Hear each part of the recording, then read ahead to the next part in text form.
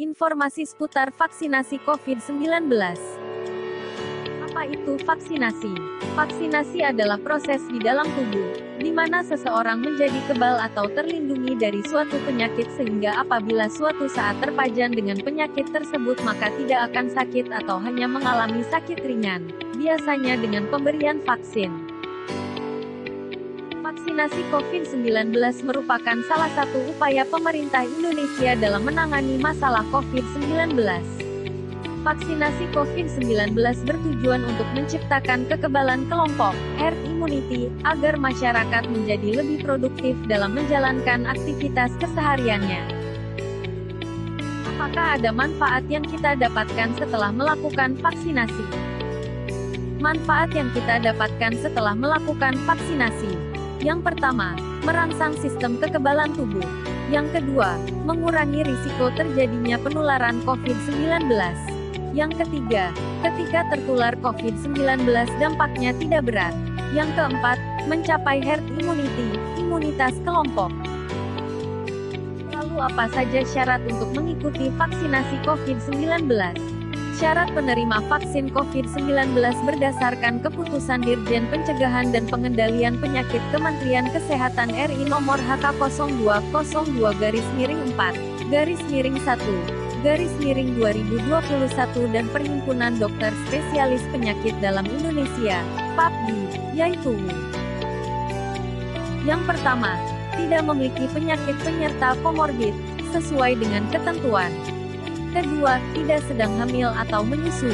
Ketiga, tidak ada kontak erat dengan orang suspek, konfirmasi, atau sedang dalam perawatan penyakit COVID-19. Keempat, suhu tubuh di bawah 37,5 derajat Celcius. Kelima, tekanan darah di bawah 140/90.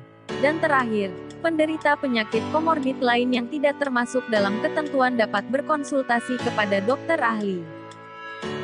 Sesuai dengan rekomendasi Perhimpunan Dokter Spesialis Penyakit Dalam Indonesia, PAPDI, penyakit komorbid yang tidak dapat dilakukan vaksinasi ialah: 1. Hipertensi. 2. Gagal jantung. 3. Autoimun sistemik. 4. Transplantasi ginjal. 5. Sindrom hiper IgE. 6. Infeksi akut. 7. Penyakit gastrointestinal. 8. PGK, penyakit ginjal kronis, non-dialis. 9. PGK dialis. 10. Sindrom nefrotik. 11. Jantung koroner. 12. Hipertiroid, hipotiroid. 13. Kanker. 14.